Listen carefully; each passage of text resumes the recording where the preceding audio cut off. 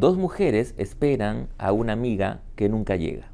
Así inicia y se despliega la trama de la novela La mujer que no está, de la escritora argentina María de los Ángeles Fornero. La novela apareció en Buenos Aires, en Argentina, en el año 2023 y este año ha sido reeditada aquí en el Perú por Maquinaciones Narrativa, con una muy bonita y cuidada edición. Se trata, como ya lo he adelantado, de una novela que gira en torno a una mujer que desaparece. Es una novela que tiene de policial, pues se establece una pesquisa para dar con el paradero de esta mujer que ha desaparecido, pero también tiene toques del género fantástico, pues vamos escuchando durante el relato la voz de la desaparecida desde un no lugar.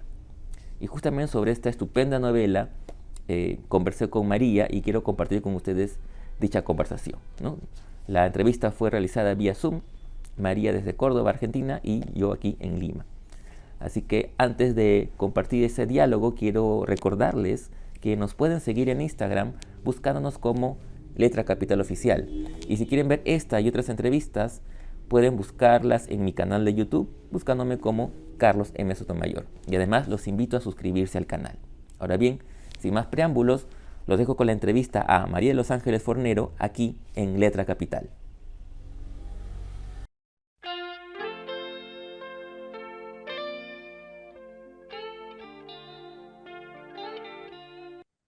Hola María, ¿cómo estás? Primero que nada, gracias por tu tiempo y por este momento para conversar sobre tu novela La mujer que no está, que ha sido publicada acá en Perú por el sello Maquinaciones Narrativa, en una muy bonita Ujú, y muy cuidada edición. ujú.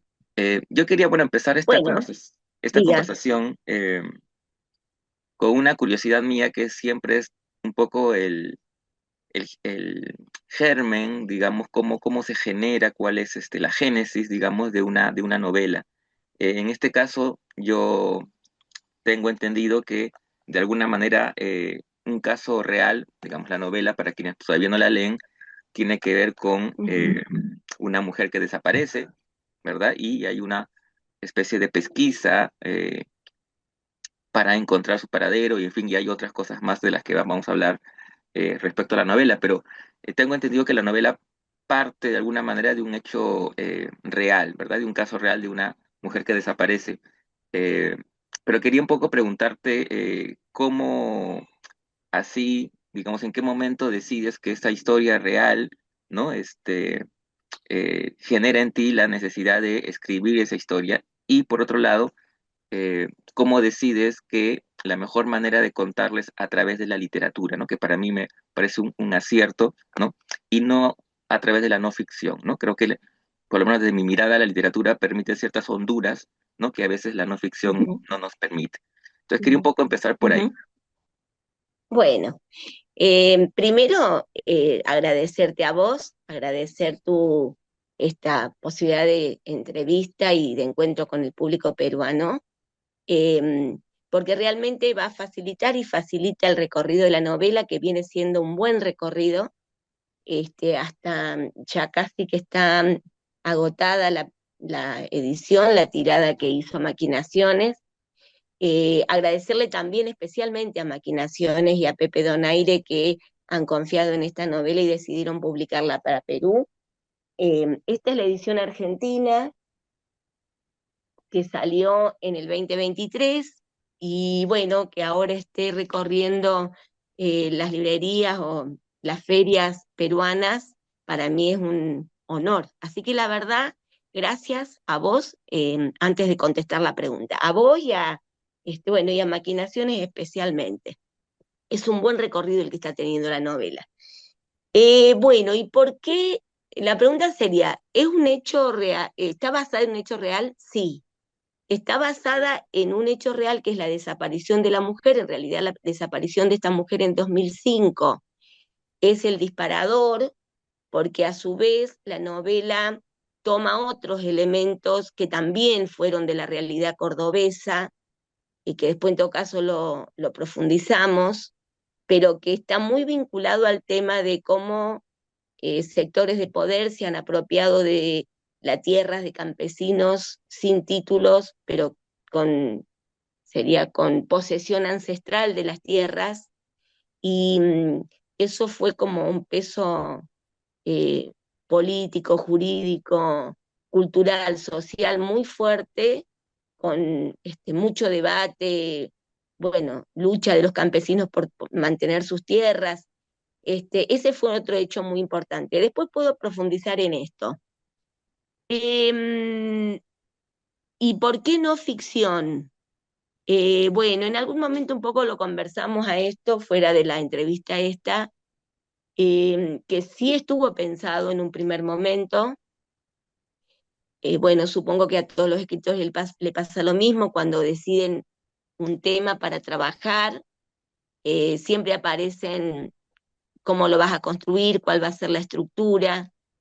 Este, Estuvo pensado en algún momento en la no ficción, además nosotros, te decía los otros días, tenemos no ficcionistas muy, de mucha importancia en la literatura argentina, como el propio Rodolfo Walsh, con su Operación Masacre, que es tema de estudio incluso en la universidad, en diferentes países, no solo en Argentina. Pero porque a mí me parecía exactamente esto que vos dices, que la literatura podía ir por otros caminos, meterse en otros vericuetos, que la no ficción te limita, porque el punto de la desaparición de una mujer en democracia, como nos pasa a nosotros, nos pasó, bueno, como pasa, todavía pasa, y mucho más de lo que se supone, eh, tiene un peso, bueno, tiene mucha fuerza en el dolor y en las heridas sociales, porque tuvimos una dictadura como fue la dictadura que vivimos en la Argentina, con 30.000 desapariciones, fue brutal, todavía se siguen buscando, eh, pero como quien diría, a ver, en la dictadura tiene, a ver, una significación. Y en democracia uno esperaría que esas cosas no pasen, ¿sí? Entonces, ahí había un tema. Y el otro tema me parece que tiene mucho que ver con, o por lo menos para mí, qué importancia tenía la lucha por los derechos de las mujeres. Yo tengo como militancia de mucho tiempo en el movimiento de mujeres, por los derechos de las mujeres, entonces era algo que me convocaba y me convocó mucho desde la literatura porque yo quería que tenga primera voz, en primera persona, la mujer que no está, que aún no estando sea personaje de la novela. Creo que eso más o menos lo hemos logrado. Efectivamente, de hecho, justamente una de las cosas que a mí me gustó mucho de la novela es que, digamos, por un lado está estos elementos del policial, porque claro, hay una pesquisa, se está buscando a esta mujer desaparecida, y por otro lado, la novela tiene también elementos de lo fantástico, digamos, cuando vamos escuchando la voz de la desaparecida, digamos, de María Eugenia, eh, Ujú, desde un lugar o desde un lugar, aunque en la novela se menciona, se le da un nombre a ese lugar, en un espacio, digamos, eh, donde ella va hablando y escuchamos su voz, pero no solamente la de ella, ¿no? Porque en ese lugar ella confluye ujú, con otras mujeres, ¿no? Que también, de las cuales vamos a saber sus historias, ¿no? Y esas otras ujú, historias, además, digamos, del tema de las desapariciones, a las mujeres también eh, nos, nos, este, nos hace ingresar al tema de las expropiaciones, ¿no? De las ujú, culturas ancestrales, eh, y toda esa parte ya incluso política, o sociopolítica de la novela. Quería un poco, antes de entrar en el tema, en ese tema, quería preguntarte cómo surge la idea, digamos, de estructurar la novela así, ¿no? Por un lado, la pesquisa, ¿no? y luego la voz de María Eugenia y las otras voces que se entrecruzan. ¿Cómo fue esa Ujú. decisión, Dora? Em, bueno, porque me parece que tiene mucho que ver con toda la investigación previa. Yo quería mostrarte antes de volver a mostrar la tapa que hace Maquinaciones, porque este perfil que falta, uno esperaría encontrarlo a la vuelta y no. Este perfil falta. Es un enorme acierto esa tapa, porque es justamente uno de las cosas que a mí me parecían importantes en relación eh, a medida que yo voy entrevistando a gente que conoció a esta mujer, que se llamaba Mariela Besonar en la vida real, eh, y entonces voy entrevistando a amigas, a la hermana, a gente que la conoció, a compañeros de la escuela, etcétera, eh, van apareciendo las búsquedas. Por lo tanto, ahí hay una pesquisa real, hay una búsqueda real, pero hay una búsqueda social. ¿Se entiende? ¿Qué es lo que suele pasar cuando una mujer desaparece o ante un femicidio? En general, hay una búsqueda policial que va por algunos carriles formales, oficiales, y esa es una búsqueda que muy pocas veces entronca con lo que buscan las amigas, los hijos, la urgencia que tiene, el dónde está, el qué le pasó, y la sospecha, porque inmediatamente empieza la sospecha, porque las amigas le conocen la historia, las cosas que la afligían, la angustiaban, un acoso, un modo de violencia previa que existía. Entonces ya empieza toda esa cosa que es una sospecha de la brutalidad que le puede haber pasado. Eso no es lo mismo que pasa en la búsqueda policial. Entonces, el gran tema era cómo una cosa tenía que articularse con la otra, pero una adquiría más peso que la otra. Y es solamente con la voz en primera persona, pero no de una mujer sola, porque esta historia es una historia que se repite, porque la desaparición o el asesinato de mujeres en manos de sus parejas o exparejas muchísimas veces se entronca con el poder, porque o no se lo busca suficiente, o nunca llega el juicio, o resulta que era amigo de tal político, o de tal juez, o de tal juez, conoce la historia y desde su mirada patriarcal no le va a dar importancia al, a la investigación a fondo. Eh, entonces, ahí hay un lugar en donde lo real o lo mimético va a necesitar entroncar con lo fantástico, porque lo fantástico le da otro vuelo. Entonces, cuando esta mujer desaparece, que es esta idea de que cae al pozo de los tiempos, que es lo que vos decís, que es esta idea de que está en un no lugar, desde donde, sin embargo, puede hablar, desde donde tiene voz, pero no tiene una voz propia o única, sino que es una voz que es una amalgama con otras tantas voces, como vos dices, porque la mujer real, hago paréntesis, la mujer real, Marila Besonar, desaparece en una zona que se llama, aquí en la provincia de Córdoba, en un pueblo que se llama Tío Pugio. Y Tío Pugio quiere decir manantial de arena en quechua, digamos, tiene como eh, un aire quechua, ¿no? Porque hasta acá llegaron, nosotros tenemos muchísimas palabras del quechua todavía en la Argentina, ¿no? Bueno, pero entonces, allí lo que hace ella es reencontrarse con otras tantas que antes se les fueron arrebatados sus cuerpos y sus territorios, que es casi lo mismo. Porque para las mujeres ancestrales su cuerpo y su territorio tienen como una continuidad. Bueno, no quiero extenderme. Bueno, sí, es verdad, pero digamos, y ahí justamente se entronca justamente con lo que dices tú del tema del territorio, ¿no? Es decir, no solamente se expropian de los cuerpos, sino también de los territorios. Y la novela ahí también adquiere otra dimensión, por lo menos desde mi lectura, ¿no? Que es una dimensión un poco como crítica, de denuncia ante una situación, una realidad determinada, ¿no? Ujú.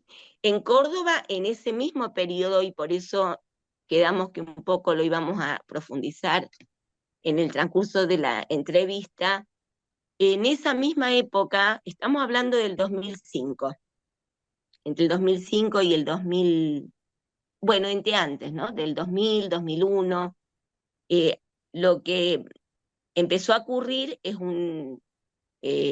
una producción de soya le llaman ustedes, que todo es exportable, es toda materia que se exporta casi sin industrializar, eh, digamos, de una manera, eh, a ver, ¿cómo te diría?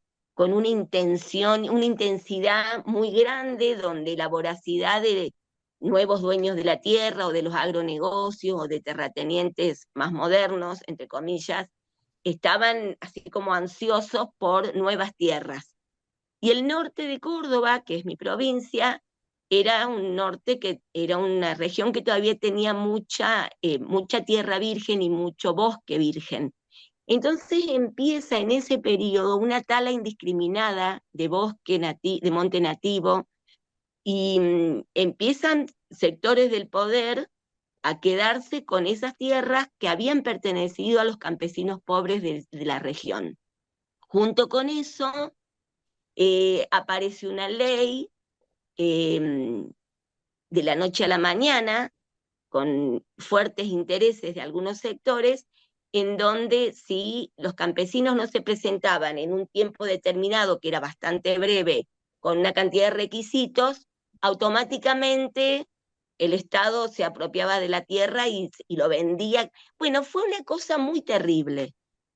Y entonces son como hechos que en la novela eh, busco yo concatenarlos, sería articularlos, porque allí van a estar todas estas mujeres a las que se les quitan sus cuerpos, se les han quitado también sus territorios. Es como un hilo, un continuum sería. Entonces la voz no puede ser de una sola. De hecho, en esta primera persona que habla en primera persona, esta María Eugenia Lubaki, que es el personaje, eh, no puede sola.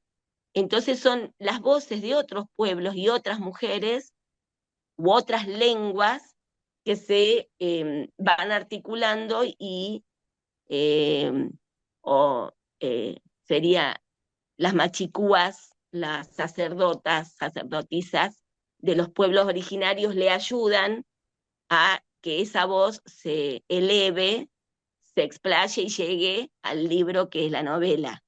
Un poco esa es la idea. Ujú. Igual me han dicho, Carlos, que, digamos, hay críticas que son muy buenas a la novela y también una crítica como de cierta exigencia en la lectura, para no perderse sería. Claro, Bueno, bueno, igual es pero un poco es así. claro, pero ¿Qué va a hacerle? claro, de hecho, justamente para lo interesante para los lectores o por lo menos para algunos lectores es que haya un nivel de exigencia, ¿no? Es decir, que el lector no sea un lector pasivo, sino más bien un lector activo que esté constantemente, ¿no? Interpretando, reflexionando, interviniendo un poco incluso en la historia. No sé cómo lo ves tú. Sí, no.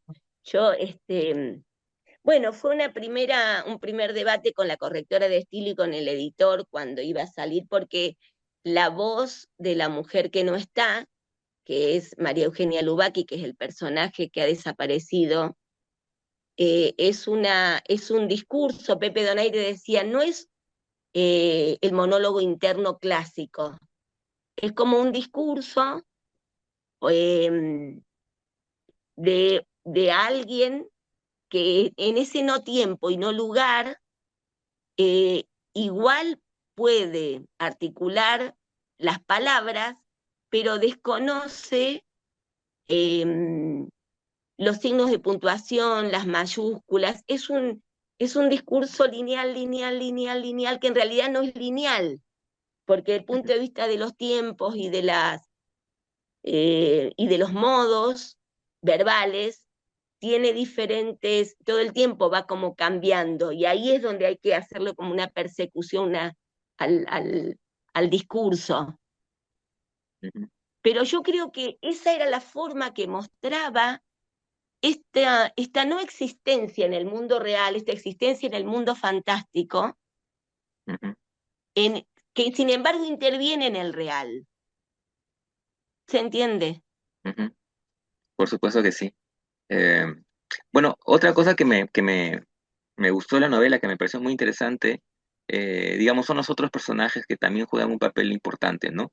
Eh, por ejemplo, dos de ellos que llamaron mi atención. Por un lado, Valverde, que es este comisario, que es el que recibe el caso, ¿no? Y por otro lado, Mirta, si no me equivoco, que es la fiscal que conoce a María Eugenia y que también está en la pesquisa, ¿no?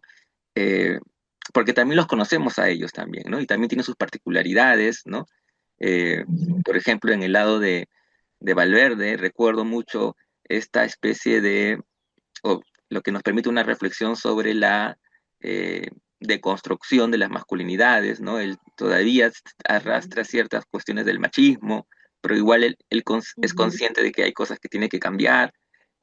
También nos permite esa ujú. otra mirada, ¿no? Sí, sí, fue interesante la construcción de ese personaje, porque es un personaje, es varón, es comisario, eh, le interesa actuar en política, está de alguna manera vinculado al poder policial de la provincia, por lo tanto desde ahí tiene todos los parámetros que corresponden a un machista hecho y derecho. Y por otro lado, en esa misma búsqueda, a mí me parece que es interesante las contradicciones en cada personalidad, ¿no? Y en cada personaje. Trabajar eso me parece que es una de las cosas más exigentes para alguien que va a construir una obra literaria.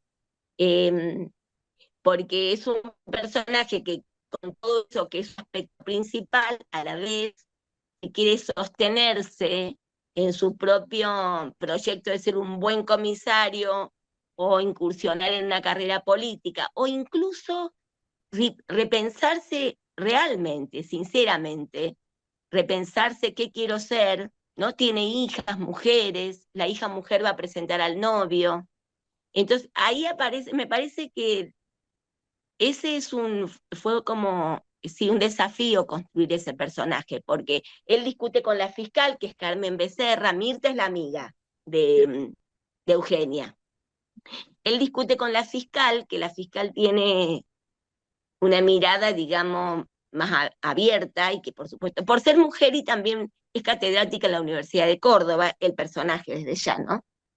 Entonces esta fiscal está debatiendo eh, el móvil de la desaparición, y el móvil entonces para el comisario es un, como se llamaba habitualmente, un homicidio con, bueno, ¿cómo se le llamaba en un tiempo?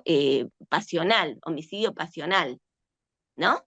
Entonces hay una cosa ahí de que hay varones y de que hay una cosa de celos solamente o de un acosador, y no lo que dice, lo que plantea la fiscal, que este es el debate, un debate que a mí me parece que estuvo bueno construirlo así, donde la fiscal le plantea, es una mujer que quiere tener derechos, sería. Y ahí hay como un intrincado, ¿no? Porque está todo en juego, es como un combo. Y en el debate de entre ellos, eso va apareciendo, que yo, digamos, lo que ha pasado en la vida real, Carlos, es que la sociedad argentina fue discutiendo eso todo este tiempo, como entiendo que toda la sociedad, también en Perú, también en América Latina, en general, viene diciendo por este camino por el que íbamos antes ya no va, ¿no? Claro, aquí, claro, se buscó tipificar el tema como feminicidio justamente para separarlo de esa otra figura que existía antes del crimen pasional, ¿no? Que de alguna Exacto, el manera, crimen pasional. claro, es que es culpado de alguna manera al homicida, ¿no? De alguna manera, Claro, ¿no? claro, estaba tan enamorado que los celos lo enceguecieron y sin querer llegó al asesinato. Bueno, claro, pone en discusión todo. Y en la Argentina en 2012 se incluyó en el Código Penal la figura de femicidio, lo que significa, es decir, el asesinato a una mujer por ser mujer. Ujú. Y eso cambió realmente las condiciones. Exactamente, exactamente. Bueno, eh, la novela, que como decíamos ya se puede encontrar en Lima, por suerte, gracias a Maquinaciones, con una muy bonita Sí. portada, que como tú dices, es idónea porque justamente tiene que ver con la idea de la novela, la mujer que no está, ¿no? Y también yo pensaba cuando leía y miraba la carátula, la portada, es que al no aparecer el rostro, también de alguna manera podría representar no solamente a María Eugenia, sino a todas las mujeres, ¿no? Era, ¿no? Exacto, La imagen simbólica de las mujeres desaparecidas. totalmente, totalmente. Es realmente una etapa con mucho acierto. Se puede encontrar, ¿lo puedo decir? Sí. Se puede encontrar en Arto Lince, Ujú, que es un centro cultural donde está Carla Sagasti, que trabajan muy bien, hermosamente. Ahí hicimos una presentación, un encuentro, sería de literatura y café, cuando estuve en Lima. Se puede encontrar en Busca Libre, se puede encontrar en el Virrey, sé que todavía quedan un par de ejemplares, y después cuando aparezca, cuando se reimprime en algún momento, supongo que en eso tenemos que ver, bueno, puedo informar más, pero se puede encontrar todavía. ujú. Estupendo. Un poco para ir terminando, eh, tú habías contado al inicio justamente tu satisfacción por esta, digamos, larga vida, entre comillas, de la novela, desde su publicación en el 2023 en Argentina y luego esta segunda vida, de alguna manera, con la reedición aquí en Perú por Maquinaciones. Eh, digamos, ¿cómo fue digamos, cómo fue la relación con Pepe? ¿Cómo apareció la posibilidad de que la novela también circule aquí, por suerte, para los lectores acá en Perú, en Lima, ¿no? Y qué significa para ti como autora esa prolongación, ¿no? Eh, Esa mayor extensión de la novela, ¿no? es un sueño, la verdad. Yo soy una escritora del interior de la Argentina. No vivir en Buenos Aires es como en Perú no vivir en Lima. Ujú, Siempre decimos, viste, Dios está en todas partes, pero atiende en Buenos Aires, decimos acá. Entonces, los escritores que además elegimos seguir publicando en la región en la que estamos, con editoriales que se jueguen, porque siempre es importante que se jueguen por el libro, pero bueno, la editorial Alción es una editorial que tiene toda una historia importante, muy importante en el interior de la Argentina, pero bueno, soy una escritora, le llamaríamos del montón, este, ahí, más humilde sería, que no está en los grandes escaparates. Entonces, que la novela tenga un recorrido y que además ahora, desde abril del 2025, se la puede encontrar en Perú, que para mí es uno de los países que en América Latina ha dado una de las mejores y más grandes literaturas. Es de mucha importancia, ¿no?